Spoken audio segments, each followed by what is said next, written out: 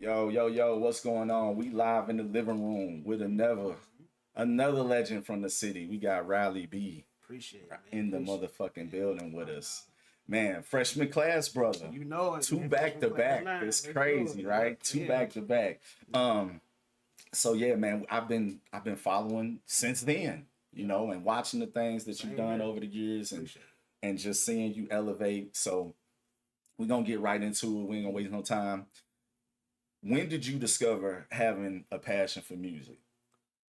Whew, probably when I was like 11 years old. Okay. Yeah. I just I always loved music in general. I had a lot of music that was always being played in my household and stuff, man. And so but then it was always a lot of jazz and blues and stuff Hmm. like that. It wasn't really a whole bunch of hip hop. It was kind of sprinkled in there. It But was music. It was yeah, real music. for sure, Yeah, for sure. yeah. So it was, which is why I think I have an appreciation for all of that now because Hmm. that was my foundation in the growing up and stuff.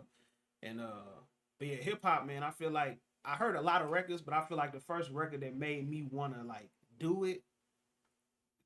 Crazy that we talking about this nigga. He got all this shit going on, but more money, more problems. With Diddy. Biggie and Diddy and Mason, That them, man. song, That song, man. man, It was man, like it was one of the records that made me feel like, man, I want to do this shit. I ain't gonna lie. Like that era, a bad boy, Man, regardless of all the craziness that's going on with Diddy, man, that era of bad boy was it was dope. it was a dope era It was. for sure. So that was kind of the time. Just more money, more problems. Yeah, like it was a lot of other records. Like to this day, Tupac "Dear Mama" is like my favorite Hmm. song. Okay. Period. Like I said, amongst other records I used to hear then that just made me feel like I could do it. But I feel like at that age, like 11, 12, was when I fell in love with what hip hop was, what it represented, and who I could be in it. Okay. All right. That makes sense. All right. So tell us about some of your earliest like songs or recordings Oh or shit. both. Yeah, Do yeah. you remember? I do, man. I remember the first time I recorded a song. I was 15 or 16, Mhm. and at least I thought I was recording in a sense, but we Right. had one of them little, it was in my homeboy JM crib, and he had this little pencil microphone. Okay. It wasn't for no music, I it know was what you're for talking some about. other conference calls or Right. meetings or Right. whatever stuff like that.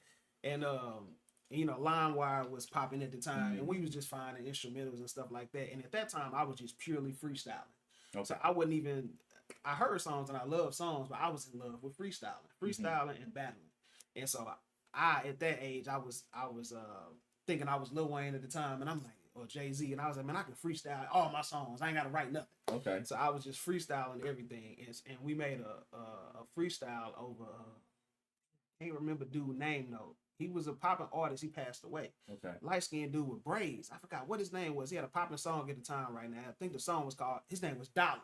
Dollar. Dollar. Okay. It was him, and then Jibs had King Kong From joined he out. from St. Louis. No, Dollar wasn't from St. Louis. I Okay. forgot where he's from, but I did two freestyle tracks. I just freestyle over Dollar song, and I freestyle over Jibs King Kong. Okay. And then it sounded like trash. That pencil mic. Oh my god, Yeah. it That wasn't pencil for no mic. recording no music, but Hey, that LimeWire, that LimeWire time was oh, a time, it was like man. That was the woo. time. Like everybody was getting everything off LimeWire. Yeah, it was just yeah. So we just downloaded a bunch of instrumentals, and I just got the freestyling on all of them, and then was my first little what I would call a song. Until Mhm. maybe like a year later, I started getting up with some other homies, and we actually had like what was it at the time? Probably Mixcraft or whatever, Okay. recording software. And we Yeah. actually started recording, but that was my earliest moments of me just freestyling. So when you recorded that first song, what did y'all use to record that? You had the pencil mic, but what Man, was y'all recording on? Was y'all recording on like the uh, the it may have been like the little whatever the little voice recorder yeah, I was gonna say program the voice was, dog, recorder. and I don't even remember how we put the vocals to the To beat. that's what Like that was gonna be my next question was like, how did y'all put the vocals to the I beat? don't think we was using Mixcraft yet. That was right after that. But I Okay, feel like we used whatever little recording program that wasn't for music, of course, but right. we just put it together. And I was so proud to go to school and show people like, man, I got songs. Hell You know yeah. what I'm saying? And I was just freestyling on. So yeah, Okay. it's my earliest memories. So in the early days, who was some of your inspirations? Man, a lot. Rakim, Mm. Nas, Pac, Biggie, Jay, Wayne, like Ludacris, um, G Unit, like all them Yeah, together, like G-Unit, all them dudes yeah. like that I was listening to, like they influenced a piece of my style. Like Okay. I wasn't trying to copy them, but it was little things that I learned from all of them that kind of helped me mold my own style. So and but just like definitely it was a lot of Nas, a lot of Jay-Z, a lot of Wayne and Pac, like just from storytelling, just creativity in general. Like Okay. a lot of those dudes just really molded my. This was part of my influence. So like just going back a little bit, why was you in love with freestyling so much? Was it just like how it made you feel when you did it? Man, we all was doing it. So me and my homies, man, we would be just. I don't know what made us. I can't remember what just made us start freestyling. I just remember that was my earliest thing of like want to just express myself. You know what I mean? So when it came to freestyling, ciphering, battling, like it was all one to me. And I remember we used to do it at first. I think we was trying to get girls, so we was trying to let girls know, we can rap as well as be proving that we better than our homies. But we was like, yeah, I can come over some off the top of my head. I ain't got to write nothing, and you would think you got the ups on the person that got to write something. You're like, no, I can just say what's on my mind. Right, you right. know?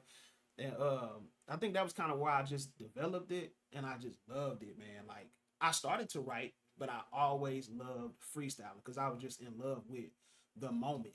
So when it came time to like when I started battling, and when you battling early, it's all about just who can embarrass the other person the most. At that time, you don't know nothing about this person like that. You Right. you can talk about what they got on or make up some stuff, and it's like it was just the adrenaline rush of like what freestyling was. And I mean, looking back, I was probably really bad at it then, but when you 14, 15, 16, you could be good looking, compared to other 16, 17, 18-year-old people. But be bad. Yeah, you know what I'm saying? When you look back on yourself like, man, I thought I was going crazy back there. It's fun, man. You develop it, and it was a way for us to bond.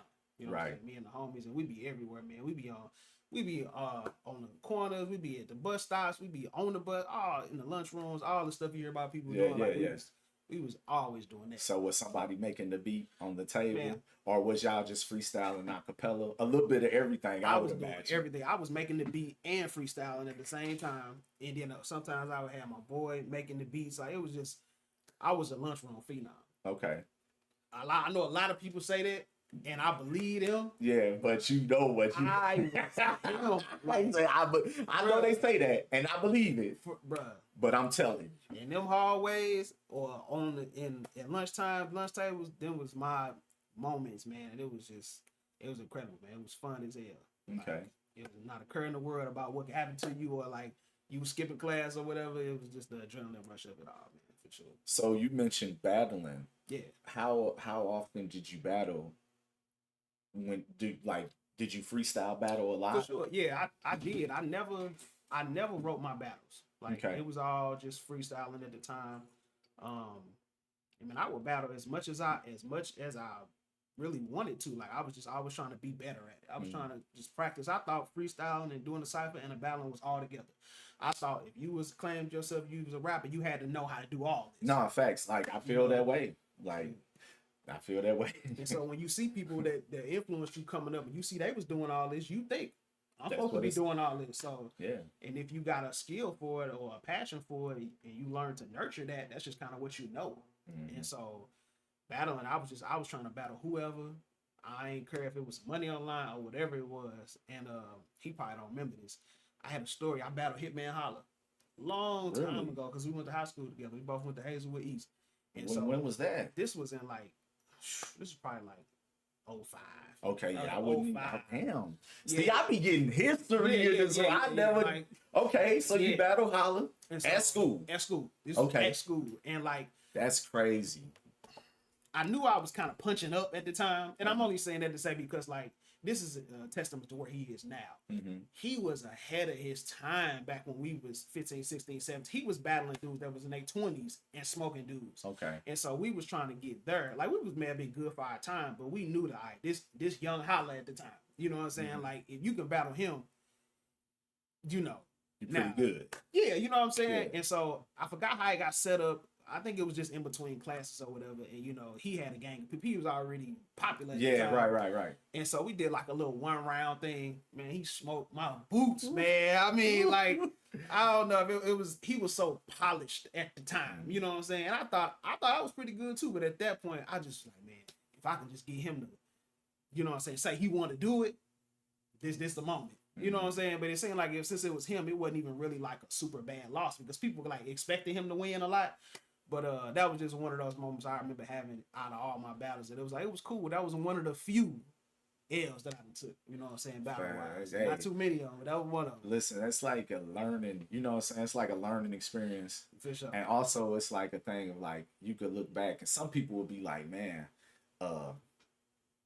they'll look at that as like a forever L. Like I don't want to tell people I lost the holler, but it's like look who he is now. For sure. And I lost to him. You know what I mean? Yeah. It's like you know I always talk about when I talk about rapping and myself. Yeah. My Rhyme Fest. Mm-hmm. You know Rhyme Fest? Oh, yep. I lost the Rhyme Fest in Indianapolis. Oh, wow. And Rhyme Fest was a god in Indianapolis. I'm hell of a person to lose, too. He was a god in Indianapolis. Like, he was a god there. They loved Rhyme Fest. Yeah. And he had a picket sign on the stage when he rapped me. And but look, it was freestyle battle. Yeah. You know, we was talking about battling and shit like that before we got live. And battles now is not what it was when I came up. When I came up, you went against a dude that you probably never fucking seen before, right? And you just went on him. Yep. And you made up shit as you go. Yep. So it was a freestyle battle. This was like early 2000s. Yep. And so like let me tell you how he really got me, because he discredited me when I started rapping. He discredited my rhymes, saying that it was written, but it was really freestyle. And back then, boy, that'd shoot your shit down. That ain't want to hear what you gotta say. But look, motherfucker still gave me some props. But once he said that, he was like, when I was spitting, he was like, written, and then they already and he was a veteran even at that, you know, he was a veteran at that time, but he lost to Eminem. I mean, he beat Eminem. I'm sorry, he beat Eminem way before Eminem was like, that dude was he was so popular in motherfucking. I didn't even get hit the Rhyme Fest until I heard, or a little bit before I heard that he was writing for Kanye. Man, years and years. You see him with Kanye all the time on documentary or whatever, but every time I see him, I be like, I lost to that dude. All right, so when was the last battle that you had though? Do you remember? The last battle I may have had was, it may have been against Cashflow. Yeah. Really? I battled Cashflow a few times. Really? Yeah, a few times. The last time, because it was because I hold the title for the No Coast Freestyle Champion. Okay. And I've held that for a few years. And so I went to, this was maybe like 3 years ago, was when I had like a real, like it was may have been almost 3 years ago, but we battled at Pops. Okay. And it was like a tournament people had to go through, and then it ended up being me and him in the finals. I want to say, yep. Yeah. So that was the last battle I had. And I came out with the W or whatever. Me and him have battled at least 4 times throughout the year, whether it was Slump Fest. Oh wow! Just all types of stuff. I didn't really know. Slump Fest used to have some pretty epic battles too. Look, I didn't got to go against D-Mac and anybody who gets OG D-Mac. Man, what?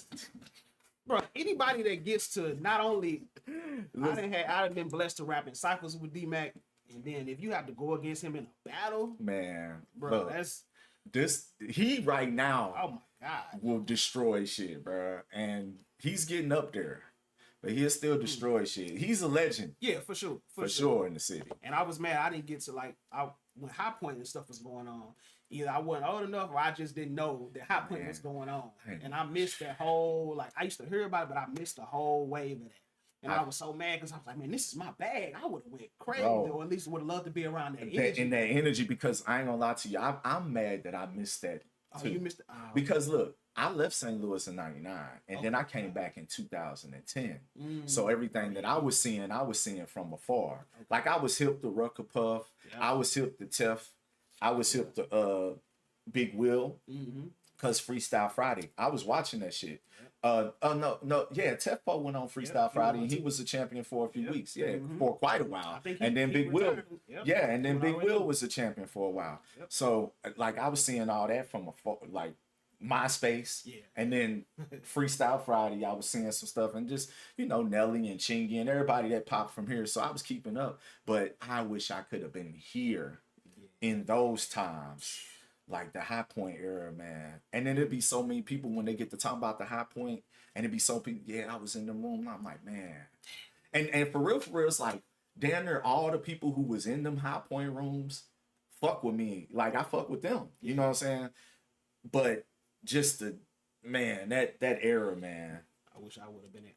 It's always dope to hear about it when you get to see and hear other MCs that was there and stuff. Be like, man, that would have been a hell of a time. Even Right. if like I said, just to be there and soak up that energy, man. So I'm glad that I was able to meet some of them dudes later on in life, or when I kind of jumped on the Slumfest scene and things, and just got to hear those stories, man. So it was super dope. That Slumfest time. So like when I came home, that's what I jumped right into, like trying to get into the Slumfest scene because it was recommended to me.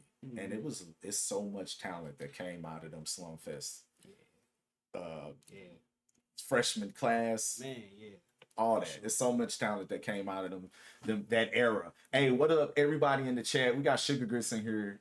We got Commander Bridger, Mad Love, Deechie in the building. Deechie in there. Yep. He said, my dogs, I'm late, but I'm here. Hey, I appreciate you, Deechie. Mad Love. Man, I've been watching that Deechie. Prophet Marley and Deechie. Even my cousin, Three Skis, they got a little hood movie. I seen on a little clip YouTube. of it. I ain't watched the whole thing. It's only 2 episodes, man. Though y'all gotta come on with them episodes. I be needing that shit. Yeah. Like I've been talking about it on my streams, on my music reviews, everything. I've been talking about where's the hood, St. Louis hood movies at? Because I be watching Tubi a lot. Everybody be hating on Tubi. I watch a lot of Tubi, and I caught a good one or two Man, on Tubi for sure. Detroit got some good hood movies. Like Man, the dude Murder Pain, anything with Murder Pain in it, that shit gonna be good, man. He tight. If you ain't seen on Tubi McGraw Ave, I don't think so. watch that. Watch that series. Okay. But look, I need more episodes, DG. I need ESM. That's what it elevated street music. I like it. My only critique of it is they be giving too many fives. They be giving too many. They be like, yeah, bro. Too many fives Yeah, to bro. everybody. Yeah. And then me and Sugar is talking about it. And I said, man, they giving too many fives. She said, yeah, but that's what these niggas be doing. I was like, you right. You I say, right. you right about it. That's what's going on. You right. Sugar said Tubi is Black history. It is. It is, man. Listen. All right, so look. Let's get back to it. Who inspires you now? Like, who are you listening to now? Locally or just All over, locally, everywhere. Man, I ain't gonna front, right? And even with your earliest inspirations, did you have some local ones? Any local inspirations? Because we was just talking about that High Boy, Yeah, OGD Mac. for sure. Come on, man. And like I was so upset that I wasn't, and it probably was because I was on my own path of trying to grind and perform everywhere and stuff like that. So like I started performing when I was like 17, 18. Okay. So I didn't really know about a bunch of other artists that was maybe older than me. I knew about Hitman, Verb, I knew about Rucker Puff. But they all went to Hazelwood. Right. They all was there. A lot of my dealings that I was doing was either North County or North City. Okay, So yeah. like when I was on my grind, like as far as just performing everywhere, I hadn't even been on the South Side like that. Like I was on Northwest in the county, and I was just trying to get my name out there, going to any little hole in the wall spot I could perform at. Right. And so like as I started to do that, I started to just get familiar with people that was on the scene. I ain't even really know outside, Nelly and Chingy and some of the guys I mentioned. It was other guys I didn't know of Tef Poe yet and people like that until I started to really, years went by. So I was just really tapped into like the normal music industry at that point already, until I started running into people like I said, like Allie Mays, Bell, like all Bell those, Doors. man, we've been on the scene for so long, Man. and Bell been holding open mics down for Forever. decades now. I feel like, man, it's just It's like it's she was doing so much hip hop stuff that I didn't even know she played the violin. Oh yeah. And then I found out she played the violin. I was like, what? Yeah, she go crazy. Yeah. I feel like she used to have a violin back then, but we didn't know that she did it. Yeah, we wasn't really Yeah. But as far as like people I listen to now, man, I listen to a lot of Killer Mike. Mm. You know what I'm saying? And I was kind of could- listening to him before. I was always a fan, but I just been really more tuned into a lot of the new music he got now. Like that album. yeah, it light a fire on you. That album. At least it did for me, man. It did. And now listen, Sugar Grits don't usually even listen to that type of music, and she listened to that for like a month straight. Yeah. It's a great album. I listen to Nas still, Killer Mike, Jay. There's a lot of people I get like straight inspiration from. I've been listening to a lot more Tough Poe actually now too. Okay. Like I like Tough and Bodine. Like I like my local guys, Yeah. man. Like I put their music right in the rotation with my other people, like industry guys' music, man, because it can stand up to it for sure. Mhm. Oh yeah. Rockwell Knuckles, man. Yeah. Oh, His project, It's All Happening, to me is one of the best projects to ever come out of this month. it's all happening. Yeah, man. Okay. Like I got to see him perform those records live, and then like, yeah. So I try to stay as tuned in. It's so much new local music now. I don't hear it all, but I try to make sure I catch a lot of it, especially with Connect the Dots and stuff. Right. But yeah, man. So those kind of like the people I've been listening to now. But the Killer Mike just been on repeat, man. Facts. To get fresh ideas or just be in that mode. Cause he older than me. But it's all about perspective to me. Mm-hmm. So like that's what helps me get fresh ideas and stuff, or trigger thoughts that I already kind of had. Right. So, Yeah, that Killer Mike album was amazing. yeah. Let me ask you this: have you listened to Future's new project? I haven't yet. I've Okay. seen it pop up, but I ain't listened to it yet. Okay, No. we'll talk. Well, let me know what you Not think. yet. I know it like just came out. Like 2 days ago or something, right? Let me know what you think about that when you listen to it. I did like the joint with. I like both of them joints that he put out with Metro Boomin. I Don't Trust You, and We Still Don't Trust You. That album, there was like one song on there that I liked because to me, Future just don't be talking about shit, but people like him. He's Yeah. super popular. Yeah. All right, so who has been your favorite artist over all the years to work with that you've worked with? Probably. Man. Probably Tank the Machine. Mm. And I feel like he don't get as much mention as he should, man. And when I say working, I think we only got 2 songs together. Okay. Like, it's those 2 records, but then everything else that we get to chop it up and rap about because we be in the studio all the time. So I just get to see him work with other people, and then he just became a really good friend of mine too. Okay. You know, and just the ideas that we get to bring to music and talk about and just bring the stuff together. He's super talented. Like that's just an understatement, man. So I think I've got to work with a lot of people, man, and I appreciate those opportunities, man. But I think Tank is the person that probably inspires me the most musically, and I think it's the most fun, the sessions that we get to have. Okay, that's sure, cool. Now, and so you just had a show Uh-huh. a few weeks ago. Yep. And he was one of the artists that performed. Mhm. As well as man, that was one of the best. Oh, let me double back. My boy Jay Kazi. Jay Kazi is a really fun person to work with, man. He always got super fresh ideas and be super out of the box and unorthodox with his rapping and everything as well. So him and Jay Kazi for sure. Okay, all right. Yeah, but just going back to the show that y'all just had, it was like a lot of names on that show. But it was one of the best shows that I've been to and that I've seen put together in quite some time. Shout out to Love and Tell for that. And it had been a while since you really touched the stage prior to that, right? How long was it before? It probably was like a year before I did a smaller show, but like before that, it had been like because COVID really kind of set me down, man. COVID. And I hate that it did, but I also enjoyed it too because I got to dive into some other things and discover some new passions. But it kind of took me away from the front of the microphone, and I got to do some stuff behind the scenes and really figure some other things out. But yeah, it had been a minute. Okay, so that's what's up. So what about producers? When you put together a project song, who do you use for production? Who's some of your favorite producers to work with, and engineers as well? For what? I'll go engineer first. Engineer definitely Matt Sawicki, super legend in the city, man. Like he engineers not only Connect the Dots, but he done engineered damn near all of my music outside of James Wells, who's another engineer at Suburban that I worked with for a long time. Producers, man, I always go with my homie I grew up with, man. His name Crisis. Okay, And, yeah. We've been cool I'm since familiar we was with that like name. 15, man, and he just pretty much helped me craft what we now know as what we call the newfound Lou sound. Yeah, Because we you've been always saying had that for Yeah, man. and he as was long just- as I've known you. for sure that was it was just a term that we created. It wasn't like trying to disrespect no old sound or nothing like that. It Right. was just something that we thought was new and fresh that had never been heard. Mhm. And so he was like really the only producer I worked with since we was like 15. And then when I got to like my mid 20s and stuff, I started working with another producer named Dre P100. And Okay. he produced like Second Wind and a bunch of stuff off my Separation mixtape. And so we always just been locked in, man. But I want to get some records in with like Trifecta. Yeah, You know what I'm saying? yeah. We ain't got one in yet, but it's a lot of other producers I like, but probably those two for sure. They helped me craft my sound. You know what I'm saying? So they definitely some of my favorites. Okay, that's what's up, man. Commander Bridger asked in the chat, where are you from, if you don't mind me asking. Look, you see what's on his hat right Oh there? yeah, St. Louis for We sure, from the man. Loop, baby. Yeah, We from the Loop. always.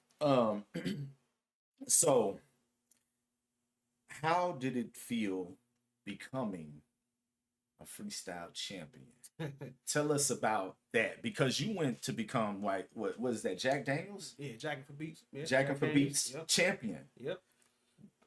Won money. I always say this. True that. I always Yeah, say yeah, this. yeah. He won money for freestyling. If you win money, Yeah, you pretty good at something. whatever it is. Even if it's $10, I feel like you pretty good at it. Yeah. So how did that feel?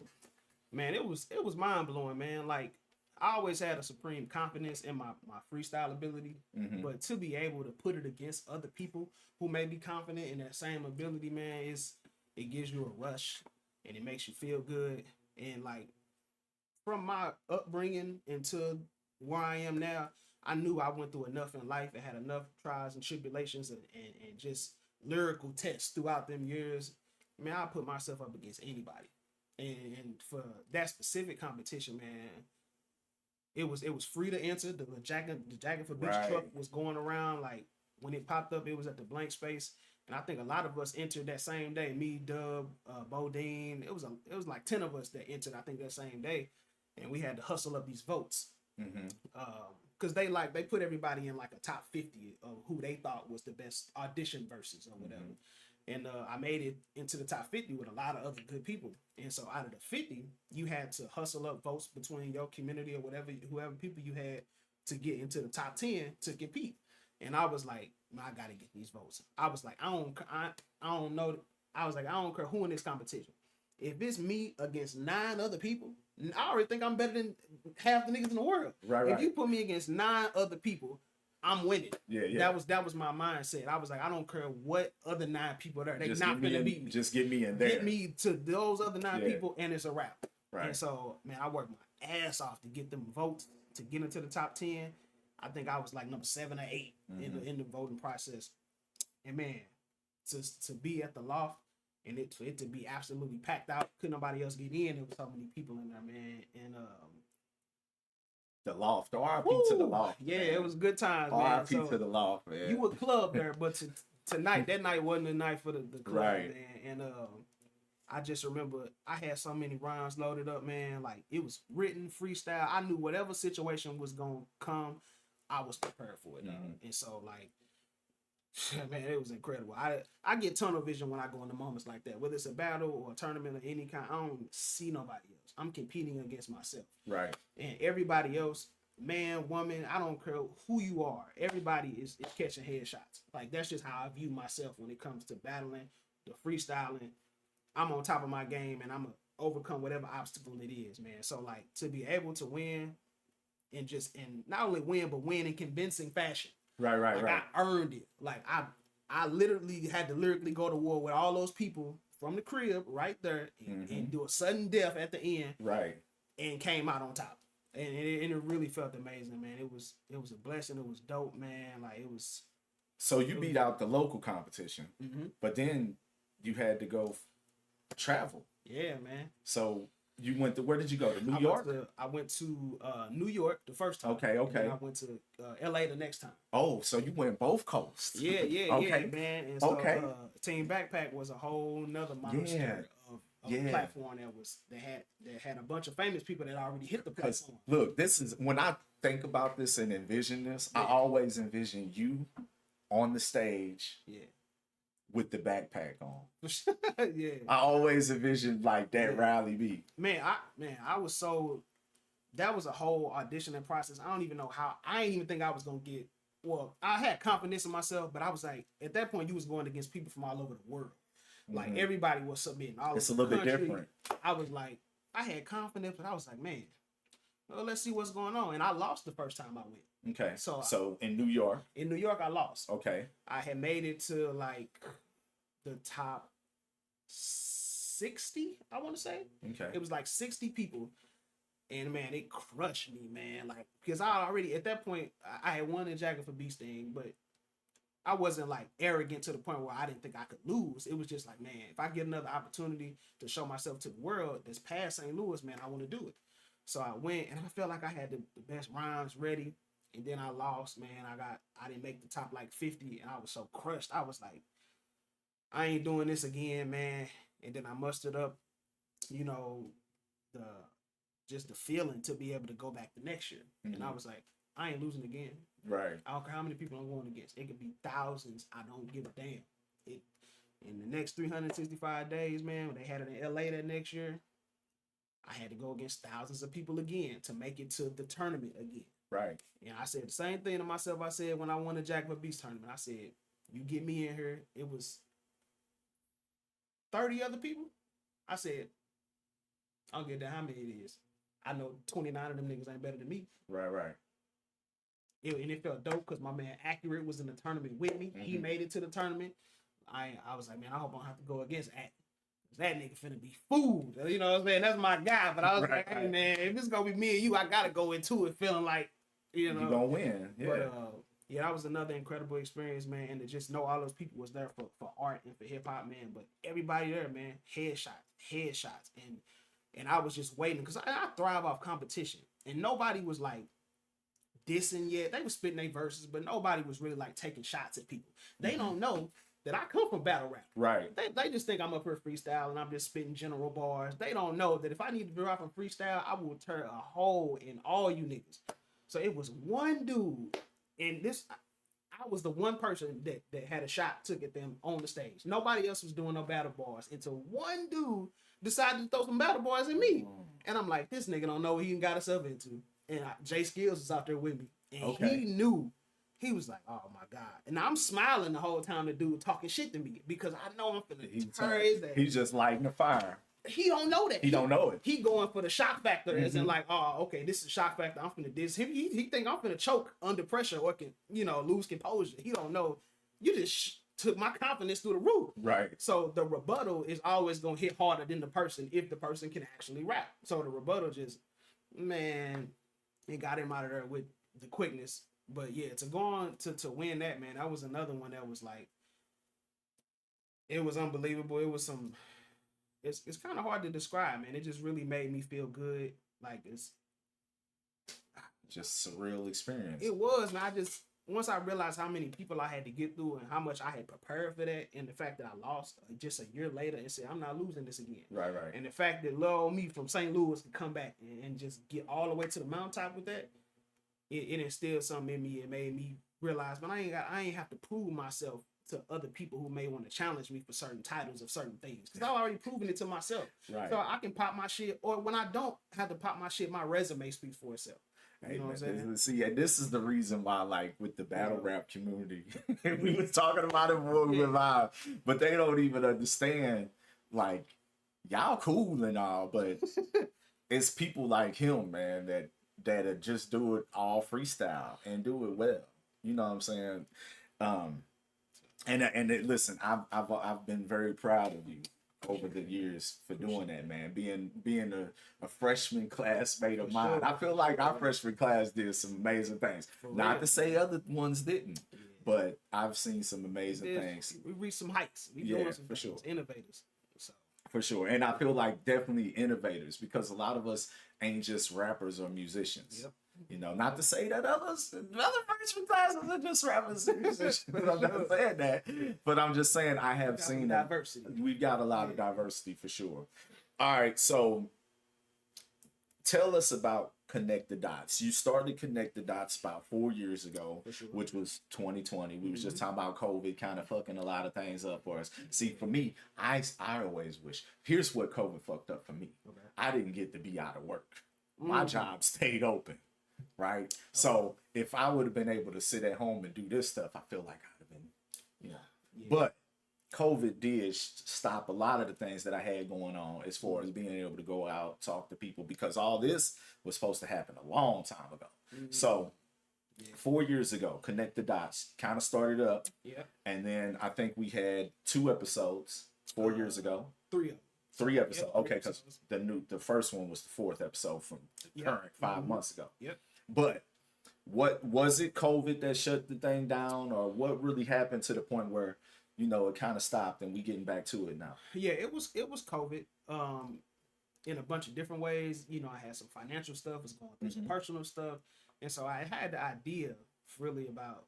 Well, in my head it was years before, but when I really was like, okay, I want to bring it to life, it was probably like a year before I actually did it, and I had some money to the side. I was sitting on my folks and just seeing how I wanted to put it all together, and yeah, COVID kind of slowed it down. I only was able to get those first 3 episodes out, and then a bunch of shit just started happening in life. So it kind of just stopped me. I had to focus on a bunch of other shit right at the time. But the idea was always still in my head. And from when we put out those, just the first 3 episodes, it got so much interest and so much like small traction. And like the awareness got raised really fast just from those 3 episodes. So it made people, people's inboxing, asking about it and everything. And I believed in the platform, so I knew that could happen, but I know it's all about consistency. Yeah. You know what I'm saying? Like, you got to be able to deliver the content, and I had a whole rollout for it. Again, life just happened. I had to put some things on pause, but it was always there. I always knew I wanted to start it back up, and so when I did, I was like, we going for the money this time. So when I start putting out the new ones, people start watching the old ones, and it's almost like it wasn't even a gap. But because it's a new setup, you see the first 3 episodes were in Shock City Studios, right? And the new ones are in Suburban Pro Studios. So I just adjusted some things, but the original game plan was kind of still there. So I just got it back rolling, man. That's what's up, man. Yeah, I've been enjoying the episodes. Like, you just relaunched 5 months ago. Yep. And I've been enjoying the episodes, and we was talking about that off camera too. You say you got some new episodes on the way. For sure, man. A lot of people that people want to see, people that people been requesting, people that people may not expect to see on there. Okay. And so it's fun, man. Just I ain't gonna lie, I've been thinking about going on there. Hey, man. Like every time I watch it, I be like, I need to go on here and rap, man. Just spit a few little bars. I got something stashed away I could come spit. You know what I mean? Definitely.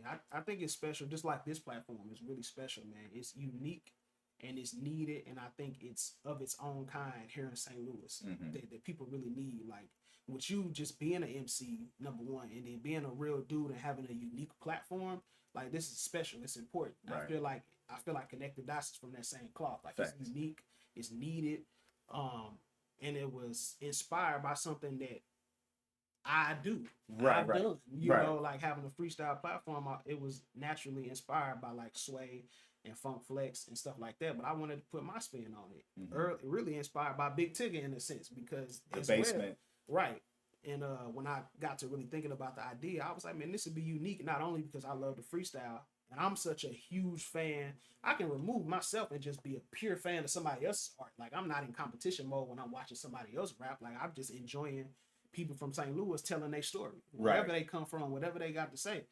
And that's what really inspires me to give people that platform. And I think this is really the only show like that that's hosted by a fellow MC. Right. And I think that's what makes it unique. And see, a lot of people, they don't even know that I'm a MC at all. They just think I'm a gamer dude. They just like, he's just a gamer.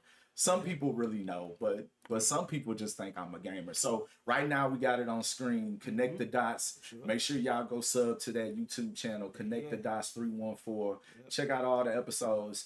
Now I noticed in some of like the earlier episodes, it was just like kind of just like rapping. You know what I'm saying? Kind of like they was just rapping. Yeah. But then we got to a point where you started asking a little bit more questions, a little bit more interviewing.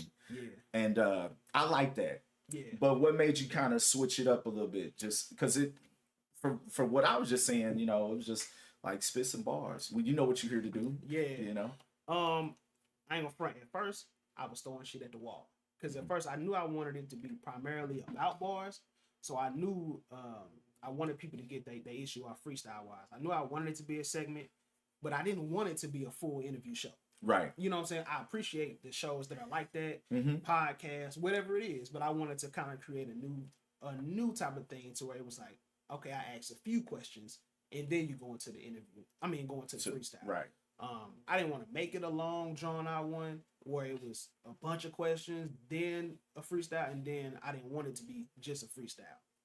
I was trying stuff out with those first. Okay. Because if you notice, with the initial first few coming back. yeah. So Okay. I was like, all right, should I ask one question, 2, 3? You know, I was really just figuring it out because you know I don't consider myself a host really. So really trying to turn on that type of bag is like it's a difference. You know, you got to learn. Just like And then you got to anything get else. comfortable in front of the camera. It's a lot that goes. Yeah, you know, it's like people think just because you can rap on stage, that's one thing. It's a But to difference, do yeah. something else, it's completely Like, different thing to do. For me, I could get on stage and I could zone out and not worry about nothing, like no camera, nothing. Yeah. But then when I first started streaming, it's just like I wasn't being me on camera. Like I wasn't doing everything that I would normally do. Yeah.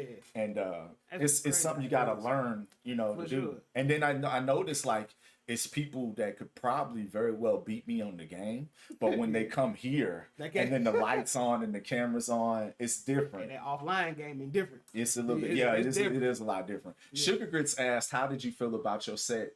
And how did you feel your set went at T-Dub's old show that night? I thought it The went night that hell broke loose. for sure. I thought it went good. With me coming back, and I think as MCs, we all are our own worst critic. Mhm. So we always think about the things we could have did better. You know, where we slipped up at and stuff like that. But it felt good. It felt really good. The energy from the crowd, it was receptive. You know, yeah, I felt really good about it. The mics was a little, you know, they had to fix the mics a Yeah, little I seen bit. that a little bit. Some people was higher and lower, and you know, with the vocals and stuff. And plus, you know, COVID to put a couple extra pounds on your boy, you know, so you be worried about that. Like, damn, you can't give the energy that you used to give, or that people know that you can usually give. You're getting winded early. See, these are all personal things. For sure. But I think people liked it. I personally think I did pretty good. But of course, I always want to improve on things. And how long was it before you, like, prior to that, how long of a gap had it been that you performed? I asked you that a little bit. It was like a year. But About then a year. even that year, I didn't even do a whole set. Like the one I did before, I just did a song. Like I did a feature verse. So, so like a full set, it had been years. Probably like at least 3 years. Yeah. For, you know, a whole set. So. Right. Hey, he did good to me. I seen him. Appreciate that. I think he had a great set. Appreciate that question too. Okay, so you kind of just mentioned putting on a few pounds. Yeah. So family life. For sure. In all these years of me knowing you, as you got married, Mm-hmm. you mentioned Jay Skills. That's one of your good friends. He was actually best man at your wedding, right? Yeah, he was one of my groomsmen. Yep. One of your groomsmen. Yep. Okay. And you got a child. Yep. So with all that adds some weight. Woo, yeah, you know. it does, yeah. But how do you balance all of that with everything that you're doing with Connect the Dots, and when you do get a chance to perform and record and do music and everything that you do? Man, what you know with being a new father, you know, my son is 5. Okay. I'm still figuring it out. You know what I mean? Like I don't. Well, bro, we gonna. It's forever. I got a 25-year-old and a 23-year-old, and I got a 7-year-old and a 5-year-old. Oh yeah. You're figuring it out. All You know. I still figure it out. I just try to be the best I can, be the best parent, be the best dad I can, while still knowing that I'm trying to secure a future for my son and my family. Just because I didn't really have my dad growing up, and so it was just always me and my mom. So I just try to be the best I can be. Just, you know, what I didn't have, give what I didn't have, and then go overboard. You know what I'm saying? Like just trying to be the best parent that you can be, and just. It's a journey though, man. You learning every day. I feel like I learn something new about my son every day. Yeah. You know, and it's like I think we talked about this on Facebook, like learning about ourselves from our kids. ooh, they teach you something. Yeah, Like you teaching them. Like you'll remember when you did the same things that they did, and Yep. how something may have felt. For me, it's like when I'm like messing with my kids, helping them with schoolwork or something like that, Yeah. and I remember me being in that same situation, of like my mom yelling at me because she knows Yep. I could do better than that, and then I'm Uh, like, I'm doing the same things, and it's oh like, man. let me reel it in because I Yeah. don't want to make them feel how I felt. There's so many Yeah. things that we learn from just having kids, and Yeah. having a family life. You know what I'm saying? It is and that you say that I hear myself saying all the stuff that my mama and my uncles and aunties used to say to me, and my son's older brother, he's 15, and so like I'm like, man, I remember what I was doing when I was 15, and I'm like, man, this is just mirror image, man. It's just Yeah, like it's cool, it's funny. Then you don't realize, your parents or whoever raised you, they just it's in your DNA, it's in your genes. Like your first, that's what you see and what you hear. That's your first reference point to how to hmm, discipline or how to laugh or just how to just do stuff as a parent. You know what I right. mean? So it's pretty dope, man. Just learning. Sugar Grits came back and she said, "I thought you did well, and I like the spoken word that you did at the beginning, like how you started off with the Thank you, I appreciate that. poem." All right, so last question I really got for you is what's in store for 2024? What you got for the rest of the year? We know we're gonna have some new Connect the Dots episodes. For sure. Are we gonna be looking for any new music? What we got? Yeah, exclusive right now, man. I'm Exclusive. working on an album right now. Okay. So I've done mixtapes, singles, and EPs and stuff, but I never put out like a full length album. Okay. And I've been wanting to do that for years on years, man. It's just stuff been pushing it back, or I'll settle for less and go do a mixtape or an EP or a single and stuff like that. But I'm in the album mode right now, so definitely more Connect the Dots. I don't know when the album's gonna come out, but I'm kind of putting the soundscape together for it right now. And then be on the lookout for some more voiceover application from Yeah, Big Boy. that's one of the things I didn't Yeah. mention, and I'm glad you brought that up Yeah. because I'd be mad if you left and I didn't bring that up in the Mhm. interview. But doing the voiceover work, Yep. what really made you go that route? Was that one of the things that you kind of picked up during that COVID time? You say you started doing some other things It, and it exploring some was. other interests. Yep, it was. So this was just another thing that I used to do as a kid, but I didn't know that it would develop into a passion. So Mhm. I used to watch cartoons and movies and stuff, and I used to always just try to imitate certain voices and stuff that I would hear, and I would always wonder, okay, I would always be looking at the credits and stuff like, man, who's doing that? Who's doing that? Right. And I don't think nobody else knew that I was doing that. And so when the time came, and it really was COVID, like everybody was on their phones, and I had been thinking about voiceover. I'm like, man, how do you get into this industry? And it was just a miracle. Like at that time, everybody was on Clubhouse. Yeah, Clubhouse got big. Clubhouse Yeah, was the thing at the yeah. time, and it was people from all over, like CEOs of companies and people that you would normally never have access to. They was just in Clubhouse rooms giving away game, just talking. They was hiring people. They was doing Yeah. all type of stuff. And so I got into a few, it was a lot of BS on there, but I filtered through all of that, and I got into a few voiceover rooms. So people were talking about voiceover coaching, who to reach out to, how do you get into the industry, and I just got the soaking up game. And so I met a guy named Trey Mosley, who ended up is my voiceover coach. Okay. And at the time I met him, he's the voice of DJ. I want to say on the game. He's on Madden. Yeah, I remember you was DJ sharing Straight that. Mo. I Yeah, want to say he's on Madden and 2K, I think. He's on 2K. Yeah. He's done WWE promos, all type of stuff, man. Super incredible guy. He's super down to earth. We connected on Clubhouse, and then he just started being my coach, and it just really led me into the huge world that is voiceover, because it's a whole industry that people don't even think about how lucrative it is or what they could do, man. It's a whole nother world, and I never thought that I could develop a passion for something else that was kind of similar to the passion that I had for music. Mm-hmm. And so it's really dope. So how do you feel like it's kind of similar because you got to go in there recording booth, right? Oh yeah, it's like number one, you have to be comfortable with how you sound.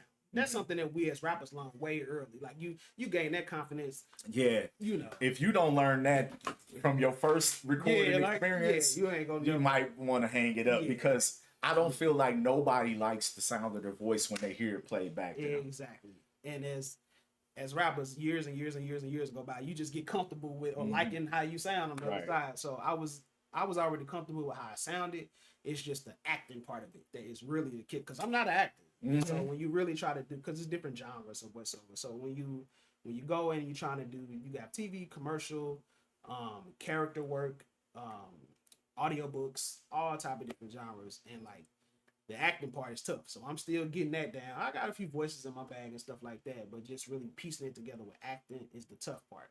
Okay. But it's a grind though. It's a journey that I realized that I'm passionate about. So even the times where I'm just learning or not making no money or nothing, it just feels good to go on that journey. Right, facts. I like that. That's something different, Like you don't really see too many people talking about, "Oh, I do voiceover work," and then when you do, it's like, well, how do you do that? I could do that, and then when you start, it's like everything, I feel like everybody thinks, "Oh, that's super easy," until you start actually doing it. You know what I mean? Yep.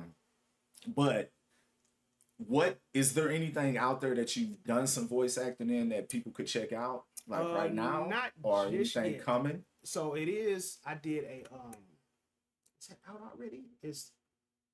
I did a comic book. I did a comic book with a guy I met in New York named Carte, and so he had a comic book where I played a detective, but I don't think the actual audio of the comic is out yet. It's just the paperback version. Okay. Of it is out yet.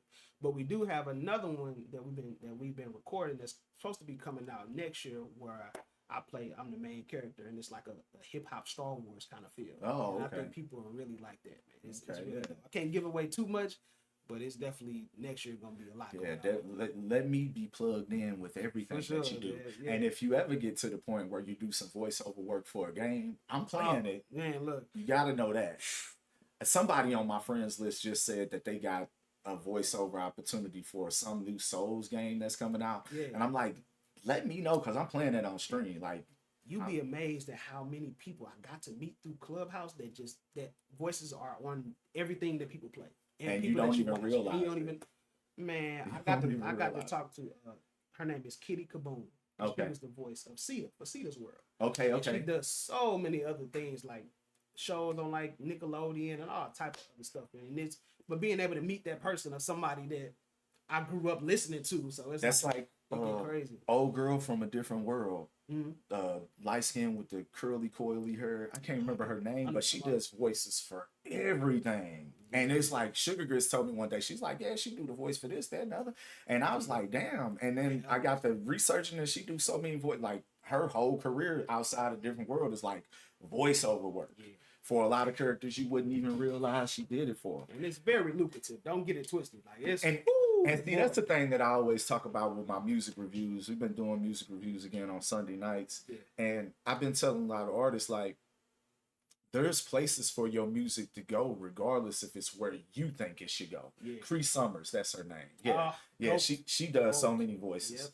And but it's so many different outlets and ways to get paid off your music, but we tend to think about it like, well, I gotta be Future, or I gotta be like, I gotta be whoever I see on TV. You could be a millionaire and don't nobody know your name. I mean, in the sense of like, the big person on the out. Like, man, there's so many ways that. Yeah, facts. And there's a lot of people from the city that, are in that category. Like, they do music. We know who they are because we in the mix of that, but other people they'll see and be like, nah, they don't do none of that, and be like, she got songs all over the place. Think of one person in particular. Shout out to Angel Graham, aka Skittles, because she been working Earwave Music or Earwave.com. Talented. Y'all need to tap into that. Look, man, please, artists, tap into sync licensing. It's a few that already know what that is. Some people, I've learned that a lot of people don't even know what sync licensing is. Look it up. Find out what it is and pivot, man. You could do something else with your music. You don't have to be. You don't have to be whatever star you think you gotta be. Dang. All right, so we gonna get some games in. Tekken. I've already got it queued up here. I haven't really been playing in a while, but so long since I played on PlayStation. Press that PlayStation button for me. It should already. Yeah, I was just talking about that. You can just press X on that guest one. No, that guest. Go to the guest one. I was just talking about, I think I've given up on Xbox because I always mistake the button on there. Now, if it was a fighting game, I could probably play a fighting game. The sports games, I can't. Wait. Did I go wrong? I did wrong. Hold on. My bad. That's my bad. Because I want to be on this side. You on that side. I want you Now, to be folks, everybody may not know, we done got a little bit of this going on online. Yeah. You know what I'm saying? We've played some, we've played a few games online. Yeah. You go ahead and press yours first. Yeah. Yeah, we have played online, but it's like I said, I've been, man, that damn Wukong done had me in a chokehold, and I just beat the game and started it right back over. Mm-hmm. But I'm so powerful now, it's crazy. You can select wherever you want to go. It don't matter to me. Seaside Resort, it's open. Man, it's my favorite spot. I wish you could just change it to nighttime. That'd be the only thing I wish you could do. No, yeah, do what you need to do with your buttons. I'm all set up, I believe. Boy, you looking, I ain't gonna say he look like Tiger. But Nah, like later. Like, See, people say Tiger just because of the afro, but you know, I just wanted him a little pimpish, you know, just a little pimping, you know.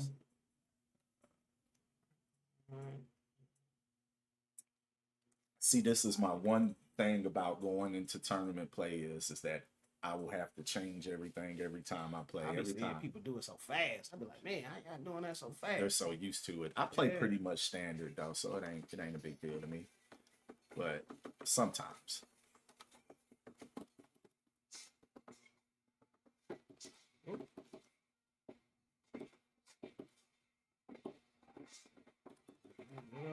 Gotta look.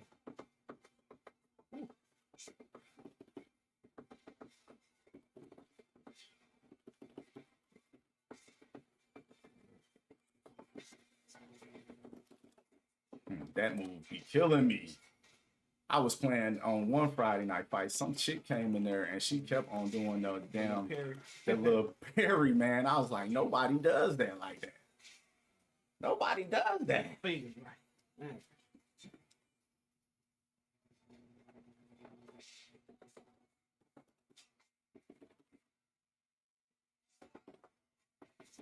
That right there. Mm-hmm.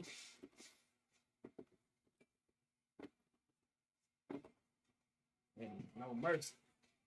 I still got it, man. So Tekken's like riding a bike for me. For sure. Once you learn how to play, it's kind of hard to forget. Especially if you do like I do and just focus on the character. I play so many people that focus on just playing 5 characters, and I'm like, just focus on one. You learn that one character, the whole game gets so easy.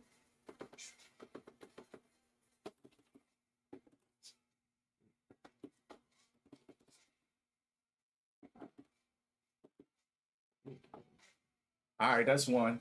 We're gonna go best 2 out of 3. I like this fight stick too, man. Hey, I appreciate it, man. Listen, these be investments. Yeah.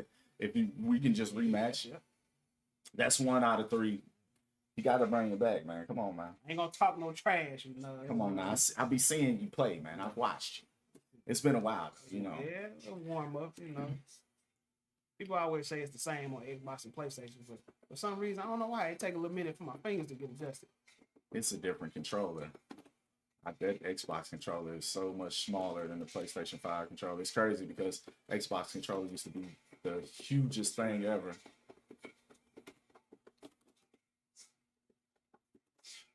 Nice.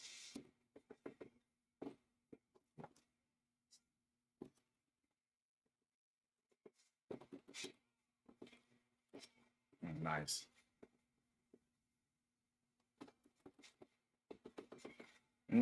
That's sweet. And it happens so slow if you got me. That's okay. It's okay.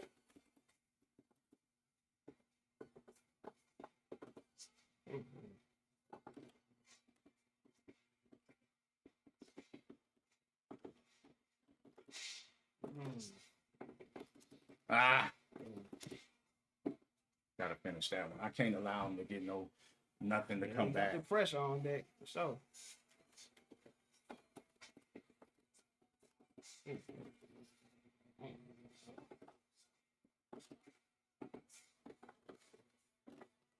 Ooh, nice size there.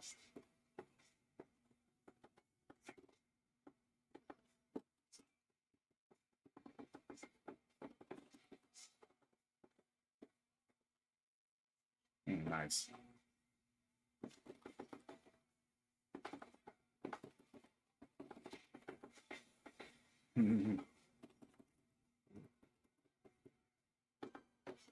Mm.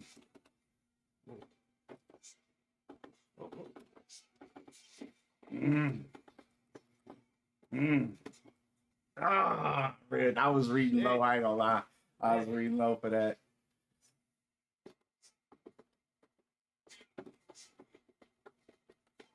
Mm.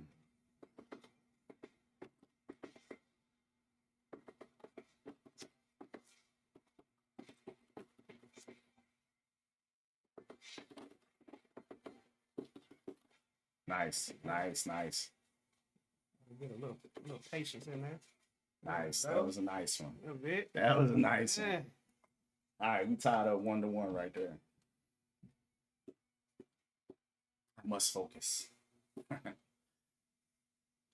So you don't play with nobody else besides Raven at all, huh? Dude, but Raven and I'm more comfortable. I used to play with Paul a long time. He was always my long time main. Yeah. And I just like how cool Raven was on here to have him back. So I just leaned all the way into him. I used to really like Paul back in the day. I feel like Paul has lost a step over the years, though. Yeah, he's definitely not as flashy as everybody else is in this. But the power, oh my God.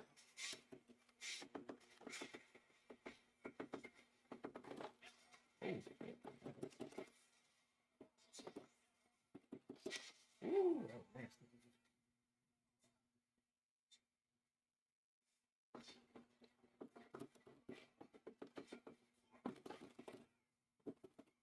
Mm.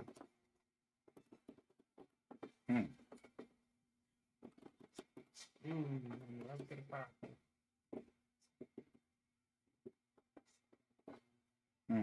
No, that wasn't the way. It's okay, though. Why didn't you?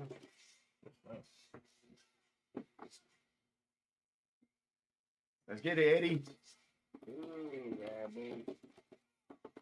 I messed up. Good grab.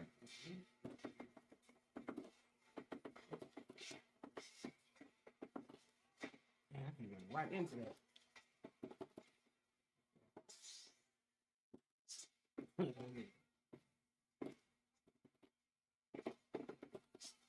That'll do it.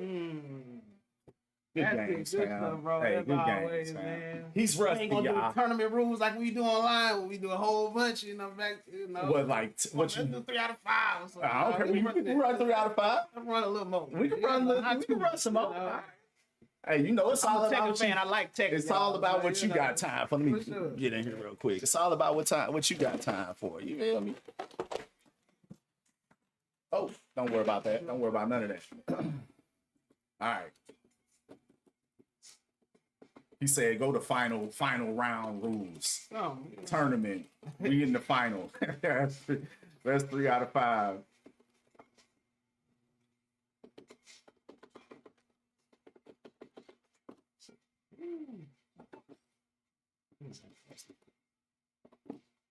they regret that, but you know, it's all in the fun of it. Let's get it.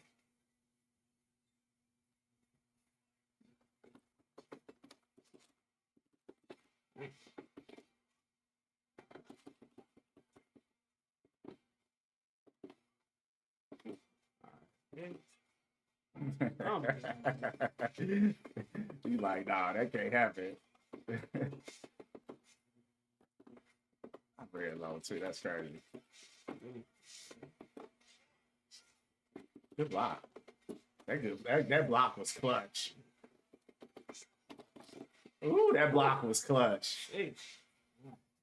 He say, nah, later, play no games.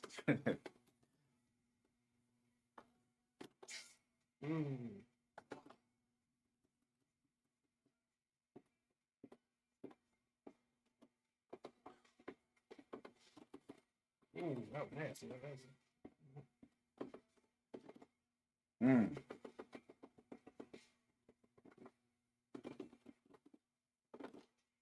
Oh, I'm trying to do shit I can't do.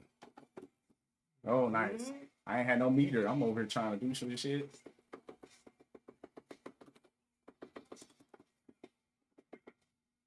Okay. He gotta win this one. He gotta win this.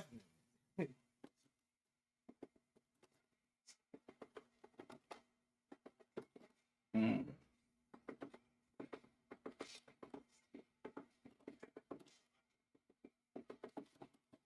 Oh, that's ugly.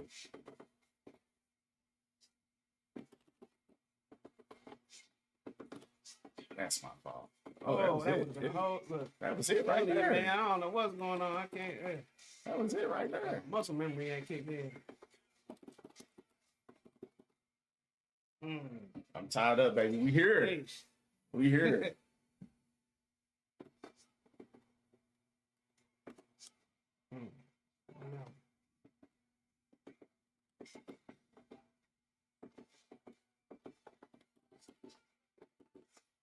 Ooh. I'm a feet, man. Ooh, that stomp is crazy. Huh? The duck, nice, nice duck. He got to win this, y'all. Make or break. Oh, Question is something.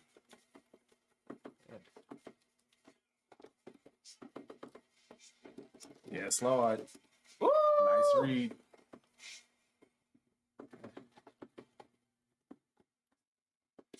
Nice one. Yeah, the night is the nighttime is the favorite on this one for me as well. Oh yeah, that fireworks. I wish you could just put it on nighttime. All right, we tied up 2-2 now. This is it right here. The final, the grand final, the final round. I feel like I got my Tekken fix now. This is a little bit. He's warmed up now. He's warmed up.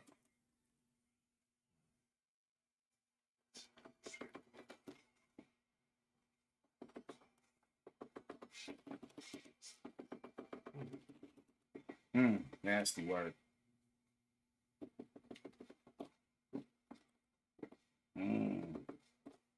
Nice grab. Nice grab. That's nice. I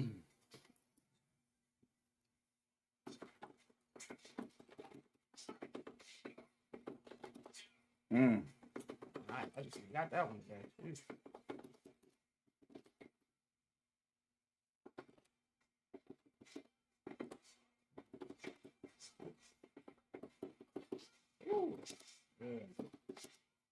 Let's get that round back, baby. Let's get that round.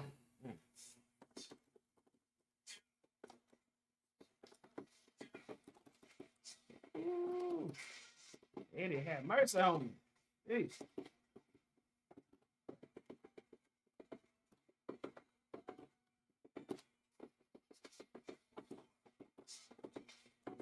Nice one.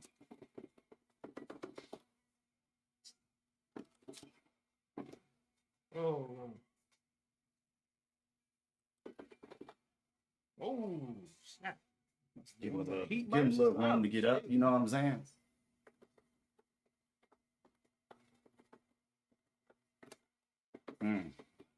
Oh, I be hating when they do that to me. That's a windmill. Oh.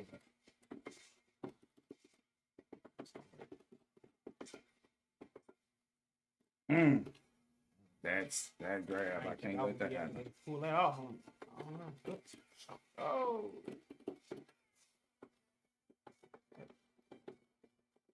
Oh, we got it. What we got? Woo! Nice.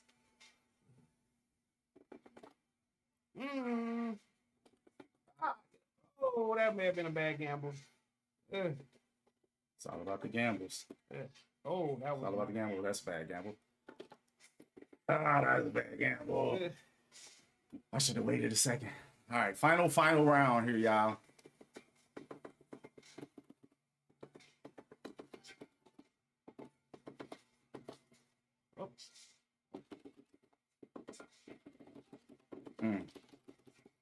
Nice, nice.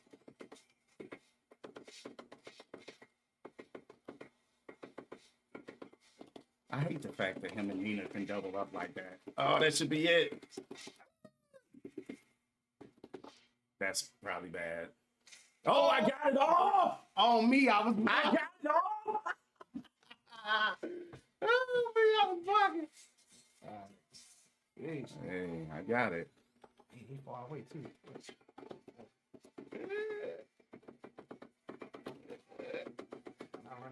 crazy. Yo, it ain't over. Yes, let's go. I needed that low block. Yes. Hey, that was good games right there. He had me on the run right there, y'all. Y'all see this. Yeah. Best 3 out of 5. That's the first time I had one of them. My win streak is back intact, baby. I had lost last week to Chris Grimes, but I ain't too mad about that loss because I never. Y'all played Tekken 2? We played Marvel versus Capcom. I'm terrible. Yeah. I never played that game at all. I do not like team fighting games. So last, before we got to get out of here, man, you gotta sign the fabled PlayStation 5 plates for your boy. So choose whatever color you like. We got all kind of colors in there, man. And then just find you a spot to grace the cover. Here, man. Appreciate that. Man, love, I appreciate you coming through. Make sure y'all check out Riley B everywhere. Go follow him everywhere. All you got to do is type in the name. I'm quite sure you're going to pop up. And there he is right there. Look at that right there. Let's get it in there. There you go, right there. Riley B. Newfound Lou Sound. My God, I in the appreciate you. building. Mad love Y'all for coming stay through. tuned in. Y'all always tune in to Live in the Living Room, man. This is where you need to be, man. Hey. This is the shit right here. Come through. Yes, I appreciate you. Watch the stream. And make sure y'all check out Connect the Dots, man. He got some amazing artists from the city. He's turned me on to some artists from the city as well. So make sure y'all go check that out. And until the next time, y'all, peace. Lord. My God.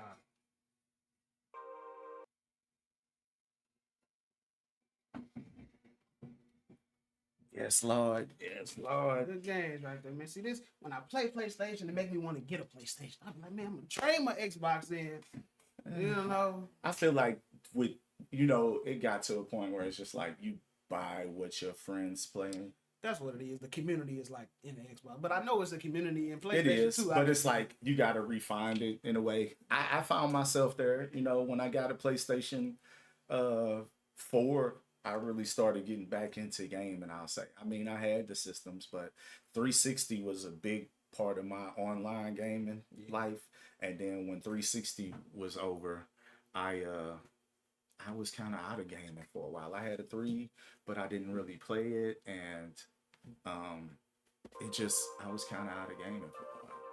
So